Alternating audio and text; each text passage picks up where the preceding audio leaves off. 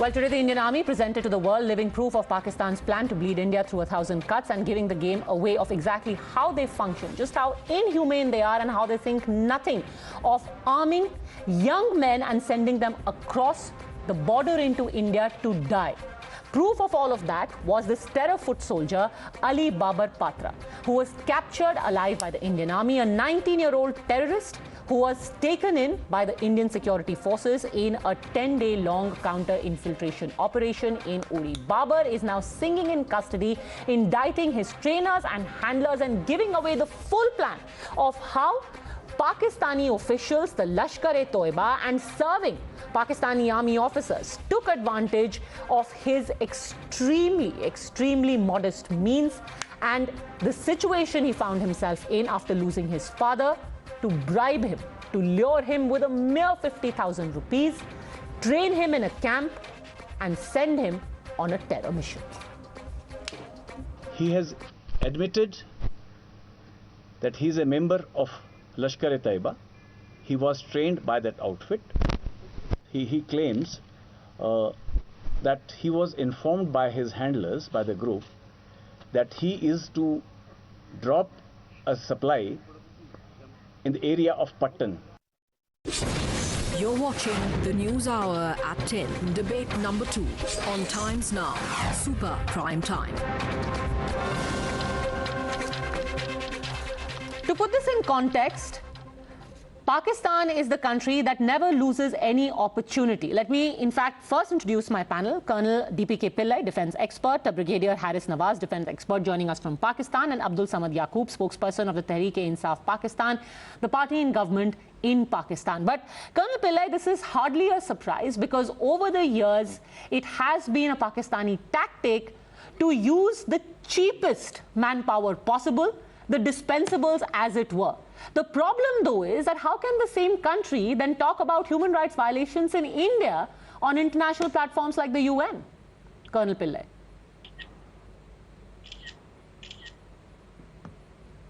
Pakistan was founded on the very idea of Islamic State, and they tried to espouse the cause of Islam and brotherhood of Muslim. But the fact is, they divide even the country into divisions within Islam, and they don't even recognize the rights of fellow Muslims in that country. In fact, one of the Nobel Peace Prize winner in that country has been declared a heretic.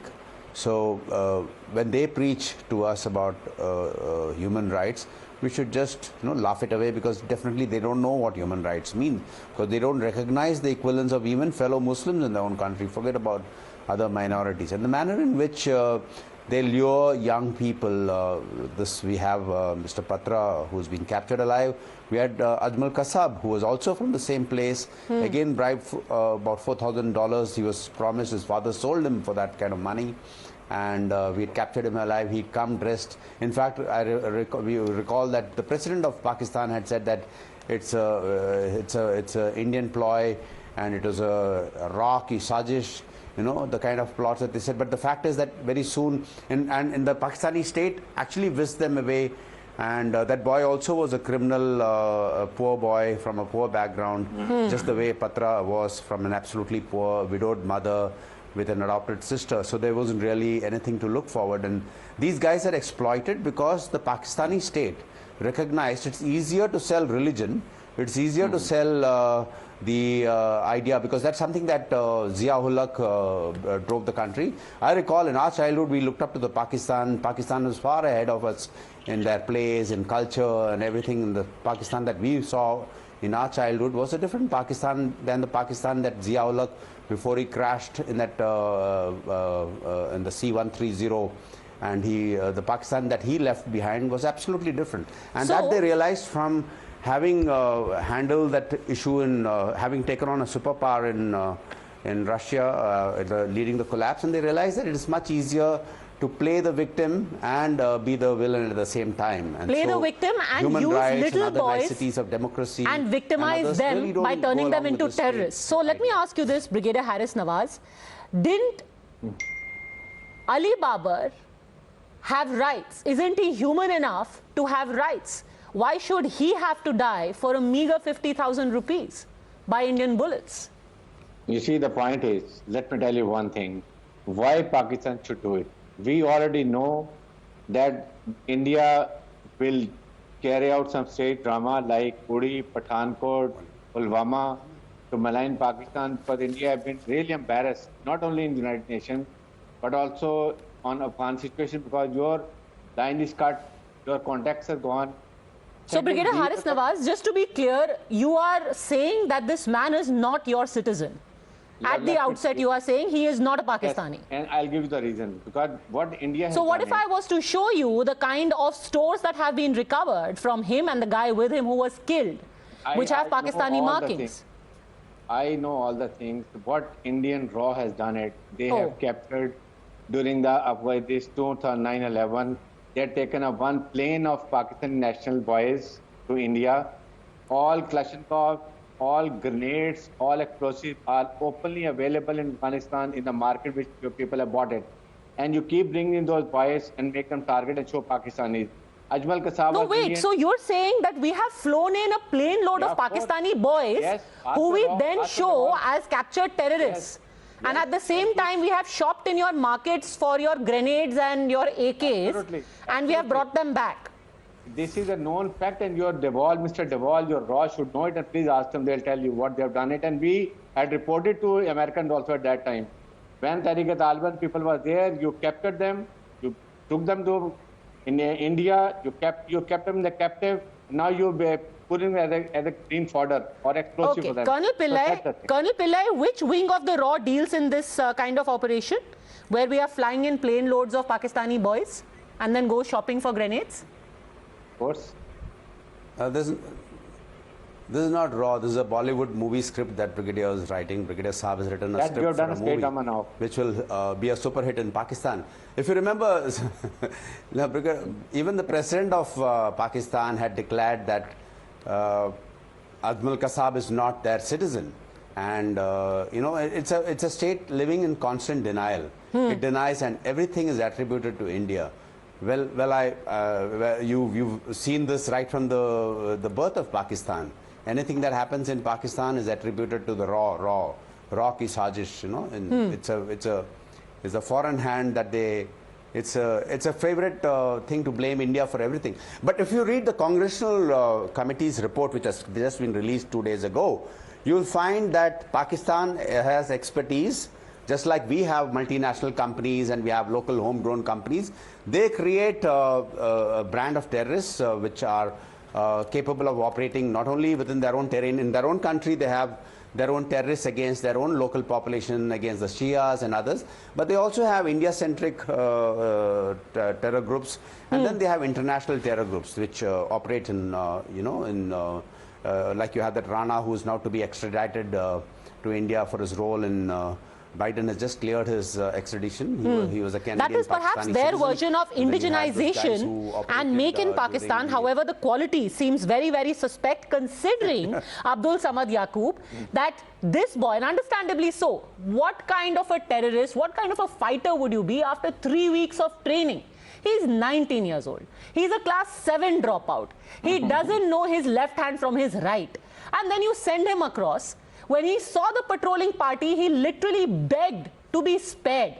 The question, though, is why is it that you are okay with sending young Pakistanis to die by the Indian bullet? Terrorism and counter-terrorism is my subject. I have a great research on it. First of all, as you mentioned that giving someone a 21 days training and then he will be ready for, if these terrorist groups are capable of giving them 21 days training and then can prepare such terrorists who can infiltrate, maybe you will not be able to tolerate the thousands of infiltrators who get ready in 21 days. I mean, so simply, no terrorist can be trained in 21 days who can successfully infiltrate and can counter with the Indian army. So let's Which be is clear on exactly this. the reason And why he laid secondly- down arms at the and first. Secondly, So you and don't care secondly- about real terrorists, right? You basically just needed It cannon is not fodder. terrorism, He it is was a state he was drama. literally a mule to you, who would Secondly- carry your rifles secondly- and your guns and grenades and just make it across the border. And he, by the way, crossed over from a Pakistani post. So you had got soldiers there. You got this guy. You gave him the stores, and you said, "Go." All you needed for him was to just be able to cross over. And he did. And in typical fashion of these unlettered what men is that the- you send, he surrendered. Now The in others this died. debate, now this What is debate, the the purpose? question is whether he is a He saw the Pakistani guy in or front not. of him being shot If dead, he- and he lost his nerve. Because what else is a 19-year-old now- school now dropout in- supposed to even do? in the- But the question even- is not even in about the- his capability. The question is about your capability of sending Okay. such people in to die, sir, Let me while simplify- talking about let me human sim- rights. That is my question. Let me simplify it. A 19-year-old Pakistani guy who successfully infiltrated into the not Indian territory, but I would call it disputed territory, which they call that they are fighting for the freedom of the Kashmiris. Okay. Now the question is not whether he was Pakistani or no. That is the Because question. In the 9/11. That is the question. Can you allow- Because again That and is- again you that is try and not a- talk about that is- homegrown he is terrorism brought from where you keep Afghanistan. sending these Not guys. about his citizenship. The question is not about his nationality, because the Mumbai attack is the case study for us, for you and for us, both of the nation. The Mumbai case is the case. I mean, you can take it as an example. Initially, our immediate response on Ajmal Kasab was that he was not Pakistani, but later on it was established fact that he was a Pakistani who successfully got infiltrated to India and carried out these terrorist What is your attacks. point? But I'm glad Pakistan at least you are as a state- accepting that Ajmal Kasab was a Pakistani and that he infiltrated. I accept. At least we've reached I that accept. point of I acceptance. accept.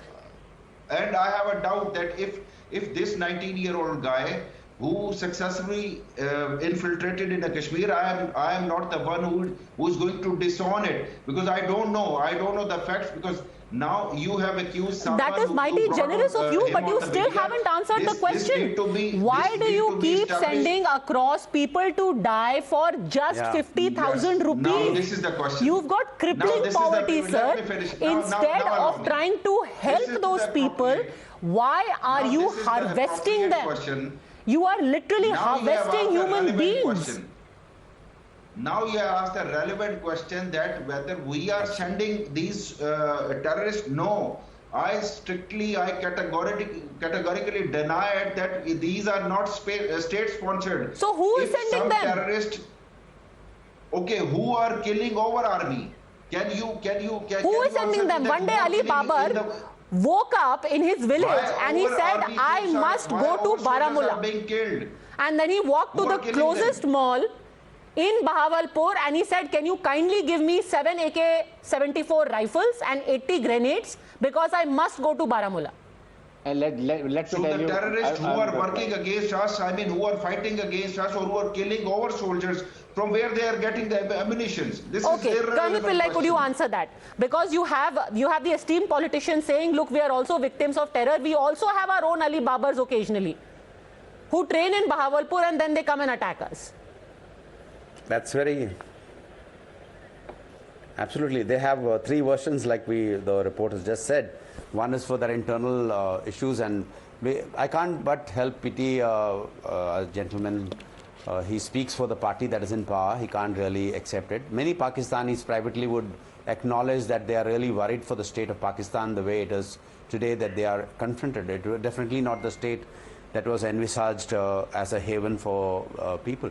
So now they've created this expertise. The Ziaul-Haq in power realized that's much easier to sell religion and to Islamize the society. Otherwise, if you see, Pakistan in the 70s was far ahead of India in many things.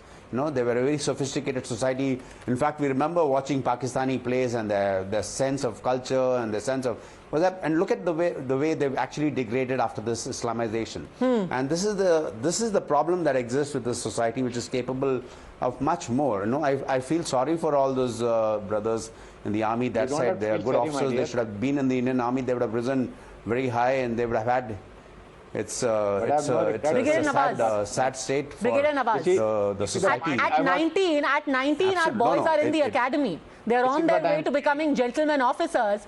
And you've got a young boy over here, just because his family member needs an operation, a sole bread earner, being given a rifle and sent. Just tell me, what are we trying to benefit? Pakistan army is battle-hardened. We have got one of the best intelligence services. We don't believe in these things. Why Pakistan should set Because you cannot do the dirty work with your regulars. What do you get these people to do? Although sometimes, like in Kargil, your regulars do your dirty work and then you disown them. But on most days, you cannot get your regulars to do the dirty work. The reasons are Indians have got bashing from everywhere that you are doing terrorism. You have been kicked out from Afghanistan. Sir, you can keep talking about how Indians have been bashed in your imaginary world. The fact of the matter is that Joe Biden doesn't have time to meet your Prime Minister. And this has been said by the American President himself. So your imaginary bashing aside, Kamala Harris brings up suo moto the issue of terrorism in Pakistan. Joe Biden doesn't find the time to meet your Prime Minister. These are real happenings. Your bashing is in a parallel world. We have shown our concern that India will stage a drama to malign Pakistan, and exactly you're doing the same, and again you will do more. Because you will take no opportunity to malign Pakistan. Where is this ban India doesn't coming need to from? stage a drama. India, facts speak for Pakistan. What have you done in Rudy? What have you done in Rudy? What have you done in Pathankot? What have you done in Pulwama? Everybody blame Pakistan. There, your 40 soldiers were killed by a Indian held Kashmir, young boy. Colonel Pillai drama. Tortured, of course. So that is the thing is, please stop doing this. You cannot. I admire the Pakistanis to live in a perpetual state of imagination where they have won every war. From 47, like we've been winning every single war. We've created a new country from disgruntled citizens of their country. In 1971, we captured 93,000 of them. We got Yahya Khan to actually, Tika Khan and all those butchers. So please, Bangladesh is not part of your country. Since you are saying that this gentleman has been dreamt up or has been created, I'm sure in a couple of more minutes, Brigadier Harris Nawaz, you will also come up with his address in, I don't know, Mumbai, or you will say he's from Patiala, and I can tell you the name of the building that he stays in Patna, and he's just been flown in. Actually, this is a man who is speaking for himself, who is talking about, and since Colonel Pillai mentioned about the entire Islamization, what this man has also told his interrogators, that in that 21-day course, when his indoctrination was taking place, what he was told was about atrocities being committed against minorities. That apparently was the main theme of the indoctrination, and he was convinced that he is going to go and wage some kind of holy jihad. The problem, though, is when he saw a man falling to Indian bullets in front of his eyes, all these illusions of a holy mission and jihad and an elevated purpose pretty much evaporated in front of his eyes. So here is a 19-year-old whose best bet right now, Brigadier Nawaz, is that he stays in an Indian prison. And I dare to speak on his behalf. I think even that is a better life than what you had to offer him. Final word to you. Final word to you, Colonel Pillai. Final word, please. Absolutely. Mr. Kasab, when he was in our prison, he actually, when he started enjoying what he read about India, the papers that he read, he said, we've been fed a lot of falsehood. And he also said once that, you give me the kind of money, I would do this for you. So basically, these people are driven to poverty because of the state of economy of Pakistan, where it's not really focusing on its people. You can see two countries were independent at the same time. Today, we are in the top 5 economies of the world.